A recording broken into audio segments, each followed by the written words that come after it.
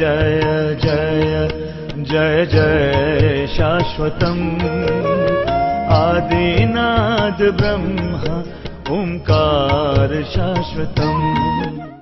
अब बाराती लोग, आप लोग बैठ जाइए, बाराती लोग बैठ जाइए थोड़ी देर के लिए।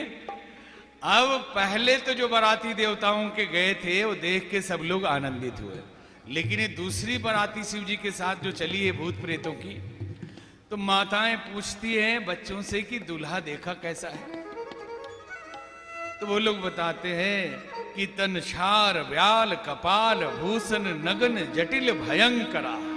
दूल्हा जो है तन में छाल है, कपाल लगाए हुए, नग्न है, जटिल है, भयंकर है, संग भूत प्रेत पिशाच जोगिन विकट मुख रजनी चरा।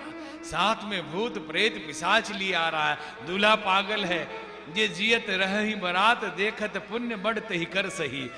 जो भाग्य होगा वही ये बारात देख पाएंगे जिसका पुण्य होगा। क्योंकि आधे जो गए थे बारात लाने बेहोश हो गए, कुछ नाले में गिर गए, कुछ भाग गए लोग। ये बारातियों को देख के इतने भयंकर बाराती आए हैं। अब दरवाजे पे बारात पहुंची और पार्वती जी की माता जी आरती उतारने आई हैं। जैसे ही दूल्हे के रूप को देखती है, पहले तो देखा नहीं था इस रूप में कभी, आरती उतारने के लिए आती है।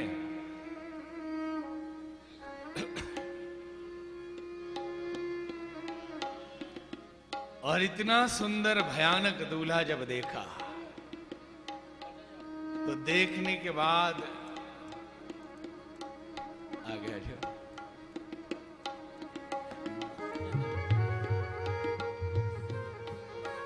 दूल्हे को देखकर आरती की थाली हाथ से गिरी, वो बेहोश होके गिर गया।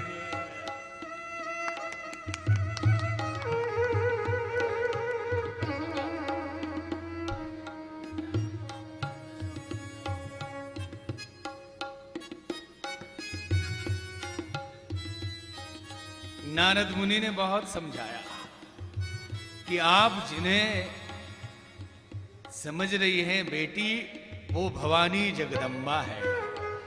और पिछले जन्म की कथा सुना दी कि किस प्रकार सती जी ने झूठ बोला था और पार्वती जी के रूप में जन्म लेना पड़ा। जब सब बात समझ में आई तो विवाह के लिए वो तैयार हो गई।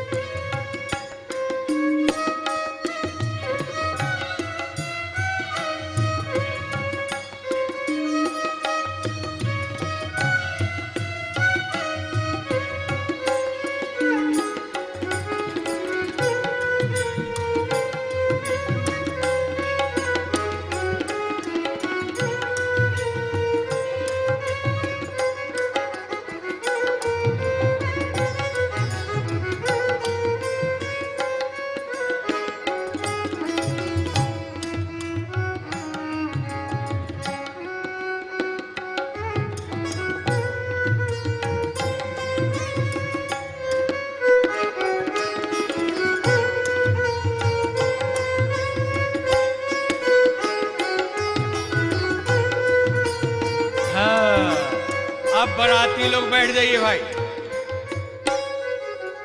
अब विदाई से पहले पार्वती जी भोलेनाथ से कुछ कहती है, क्योंकि हर माँ अपने बेटी को विदाई से पहले, बैठ जाओ आप लोग क्योंकि दूसरे को दिखाई नहीं पड़ेगा ना, बैठ जाइए आप लोग। पार्वती जी की मैया भोलेनाथ से कहती है, नाथ उमा मम प्राण सम, गृह किंकरी करे हो, क्षमहु सकल अपराध, अब होई प्रसन्न कर दे।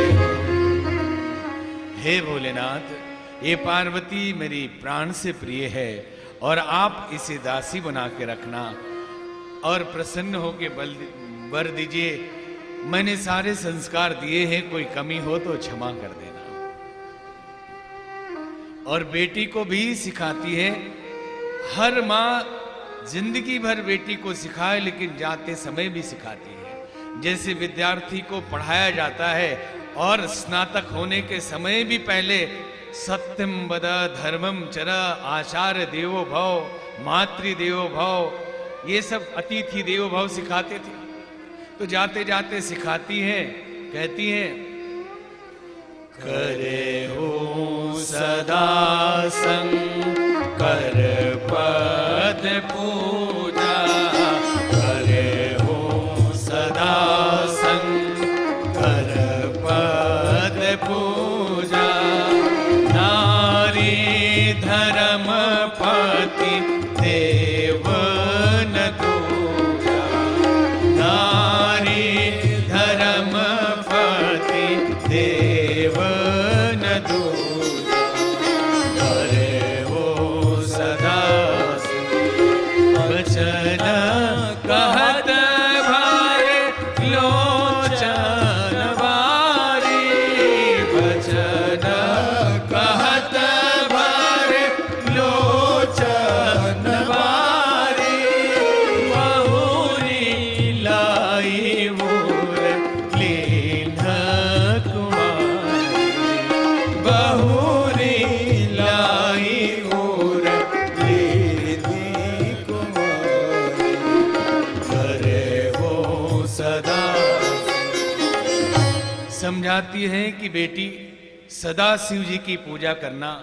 नारी के लिए पति से बढ़ के दूसरा देवता नहीं होता। तो इस वक्तव्य से नारी कई बार दुखी हो सकती है। भाई, पति के लिए नारी से बढ़ के देवी कोई नहीं है और नारी के लिए पति से बढ़ के देवता नहीं। पहले के जमाने में बेटियों को संस्कार देकर विदा करते थे, आज तो अहंकार देकर विदा करते हैं। पहले के जमाने में कहते थे कि जहां जा रही हो तुम्हारा घर है, अब लाश वहीं से निकलेगी, मर्यादा वहां की रख लेना और अपने माँ बाप की मर्यादा रख लेना। लेकिन अभी कहते हैं बेटी घबराना नहीं, एक कॉल कर देना, दहेज दिया है देख लेंगे, कोई साधारण बात नहीं है। न जाने कितने घर टूट गए इस अहंकार के कारण, और इस टेलीफोन ने तो कितने घर बर्बाद कर दिए। कि लड़की की माँ फोन करके पूछती आज क्या हुआ, आज क्या हुआ, और बता बता के घर टूटता रहता। कई तो माताएं आती, बाबा कोई ताबीज दे दीजिए, दामाद को बस में करना। तो आप अपने दामाद को बस में करो, आपके बेटे को आपकी बहू की माँ बस में कर रही। एक कंपटीशन चल रहा है। एक अच्छे घर की घटना बता रहा हूं इस फोन के कारण, कि एक विवाह हुआ, बड़ी सात्विक लड़की थी और एक डॉक्टर से विवाह हो गया। कभी वो पीता नहीं शराब, ऐसा कहा गया। एक दिन वो शराब पी के आ गया। लड़की नाराज हो गई कि तुम लोग झूठ बोलते हो, कहा था शराब नहीं पीते और शराब पी के आ गए। बोले साथियों ने थोड़ा पिला दिया था, संकल्प लेता हूं आज के बाद नहीं पीऊंगा। गुस्से में आकर वो नाराज हो गई, तुम शराबी, तुम्हारा खानदान शराबी, झूठे लोग हो। लड़के ने एक झापड़ मार दिया। लड़के ने एक झापड़ मार दिया। अब तो फोन उठाया, मम्मी शराबी लोग हैं, इसके घर में बंदूक है, अभी झापड़ मारा कहीं गोली ना मार दे। और मम्मी ने आओ देखा ना ताओ, पुलिस लेके आई और वहां से बुला के तलाक करवा दिया। ये फोन के कारण, सहनशीलता के अभाव में। आज वही बात कि पहले संस्कार दे के भेजते थे, आज अहंकार दे के भेजते हैं। इतिहास कितना है पता नहीं। मैंने एक घटना सुनी कि राजा जय सिंह की बेटी, इकलौती बेटी थी, बड़े लाड़ प्यार से पाला। जब बिटिया बड़ी हो गई, दूल्हा ढूंढने लगे तो बराबरी घराना नहीं मिल रहा था, तो अपने से छोटे घराने में विवाह कर दिया। वो भी क्षत्रिय, लेकिन घराना थोड़ा छोटा था। जब बेटी गई विवाह होके तो मन में यही अहंकार था कि मैं बड़े घराने की राजकुमारी, ये छोटे घराने का कुंवर, ये क्या हमारे सामने है। एक दिन राजकुमार ने हुक्का भरने के लिए कह दिया। अब गुस्से में आ गई कि छोटे घराने के राजकुमार, तुम्हारी ये हिम्मत कि बड़े घराने की राजकुमारी से हुक्का भरवाओ, नहीं रहूंगी तुम्हारे यहाँ। रथ बुलवाया, लौट गई। राजा जय सिंह ने खबर सुनी, बेटी आई है बिना बुलाए। रोने लगे कि बिना बुलाए बेटी आई है, लगता है संस्कार देने में कोई कमी रह गई। पूछा, बेटी क्या दिक्कत है? बोले, पिताजी आपकी इज्जत चली गई, छोटे घराने के राजकुमार ने आज मुझे हुक्का भरने के लिए कह दिया। आज मुझे हुक्का भरने के लिए कह दिया, तो कैसे तुम्हारा गुस्सा शांत होगा?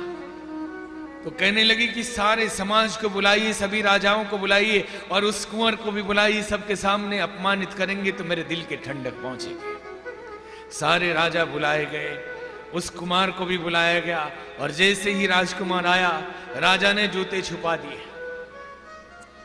सभा चलने लगी, झरोखे पर बैठ के राजकुमारी देखने लगी कि अब इसका अहंकार चूर होगा, अब अपमानित होगा तो पता चलेगा कि इतनी बड़े राजघराने की बेटी से हुक्का भराने का परिणाम क्या होता है।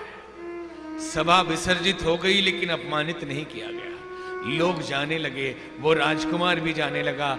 राजा जूते लेकर आए और अपने अंगोछे से साफ करके पहनाने लगे।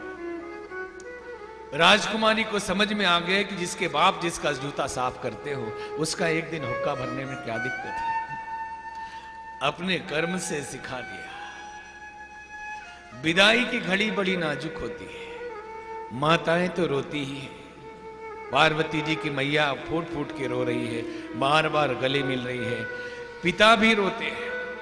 एक बार इधर पीलीभीत के पास एक खंडेलवाल जी है, उन्होंने एक बार कहा कि स्वामी जी मुझे रात में नींद नहीं आती अभी एक आध हफ्ते से। हमने कहा क्या हो गया? बोले मेरे बेटी का विवाह तय हो गया। हमने कहा लोगों की बेटियों का विवाह तय नहीं होता तो नींद नहीं आती, आपकी बेटी का विवाह तय हो गया तो नींद नहीं आती। बोले मैं सोच नहीं पा रहा, पहले कभी ये ख्याल भी नहीं आया, जब से तय हो गया सोचता हूं ये चली जाएगी। इसका पेंसिल तक, पेन तक, झोला, कपड़ा सब मैं खरीद के लाता था। छोटी थी तब से हर बात का ख्याल रखता था। अब ये चली जाएगी, वहां सब लोग अनजान होंगे, कौन इसका ख्याल रखेगा? ये सोच सोच के रात रात भर रोता रहता हूं। तो पिता भी रोते हैं, माँ भी रोती है। विदाई सचमुच बड़ी दर्दनाक होती है। और पार्वती जी की विदाई हो रही है। भगवान भोलेनाथ अपने साथ कैलाश पर्वत ले जा रहे हैं। घर से डोला चला लाडली का, क्या नजारा है ये जिंदगी का। घर से डोला चला लाडली का, क्या नजारा है ये जिंदगी का। घर से डोला चला लाडली का, क्या नजारा है ये जिंदगी का।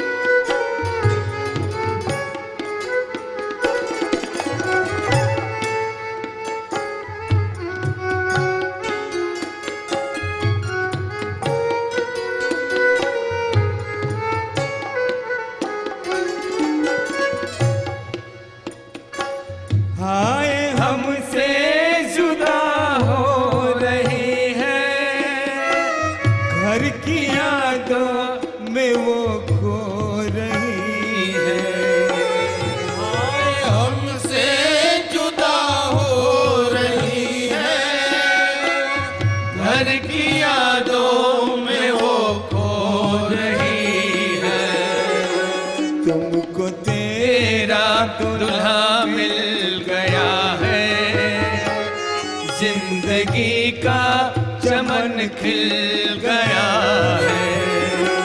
तुमको तेरा दुल्हा मिल गया है, जिंदगी का चमन खिल गया है। घर से डोला चला लाडली का, क्या नजारा है ये जिंदगी का।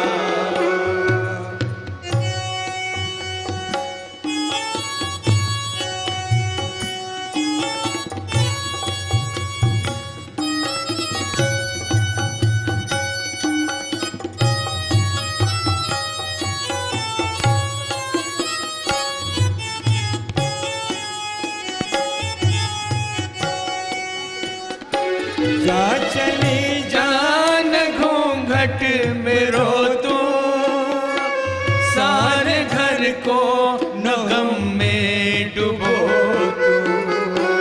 जा चली जान घूंघट में रो तू, सारे घर को नगम में डुबो तू। बाप की लाज जाने न पाए, तू हमेशा जिए मुस्कुराए। बाप की लाज जाने न पाए, तू हमेशा जिए मुस्कुराए। घर से डोला चला लाडली का, क्या नजारा है ये जिंदगी का।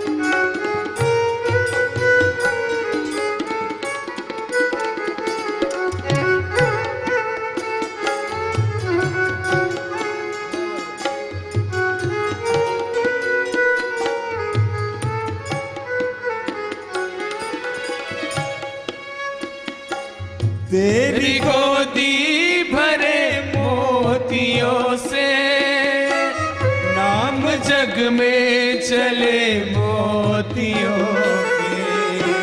तेरी गोदी भरे मोतियों से, नाम जग में चले मोतियों के। मेरे दिल के जिगर के उजाले, जा किया तुझको शिव के हवाले। मेरे दिल के जिगर के उजाले, जा किया तुझको शिव के हवाले। घर से डोला चला लाडली का, क्या नजारा है ये जिंदगी का। घर से डोला चला लाडली का, क्या नजारा है ये जिंदगी का। क्या नजारा है ये जिंदगी का। क्या नजारा